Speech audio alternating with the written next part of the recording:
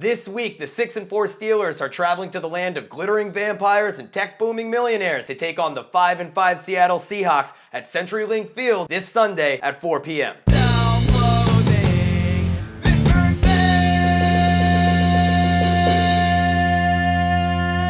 Before we get into the preview though, I gotta tell a quick story. I know this super hot fitness model that lives in Pete Carroll's community. One day she was like, "Hey Pete, you wanna go for a run?" But he was like, "Nah, I'll pass."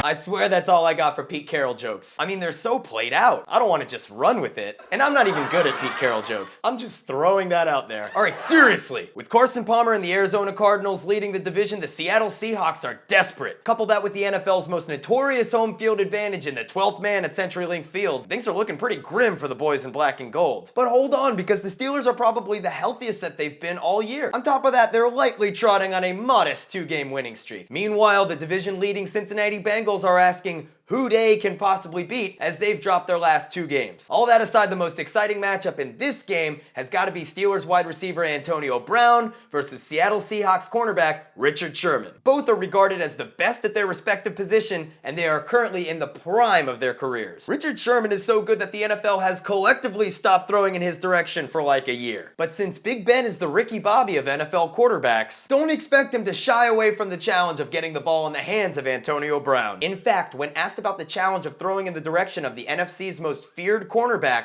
Roethlisberger replied, "What the hell is the NFC?" Enough doo-doo chatter. Prediction time!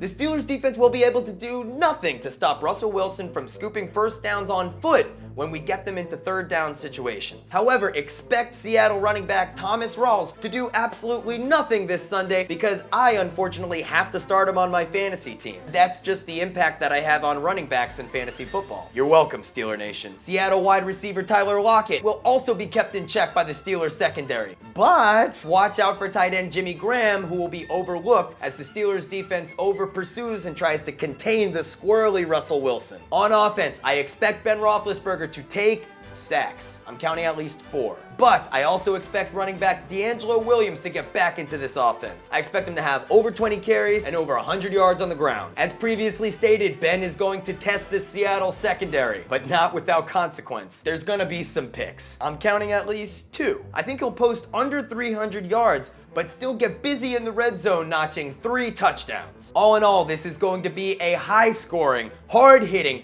epic matchup between 2 teams on the brink. But it will end with Seattle getting the ball last with just enough time for Russell Wilson to position his team to kick a game-winning field goal as time expires, as the Steelers lose 32-31 in Seattle. They're just the more desperate team. Still gonna be an epic game though. Don't pass on watching this one. For more Self-Loathing Pittsburgh Fan, find me on Twitter, Facebook, and YouTube. Don't forget to like, comment, share, and subscribe. Here we go, Steelers. Until next time, peace!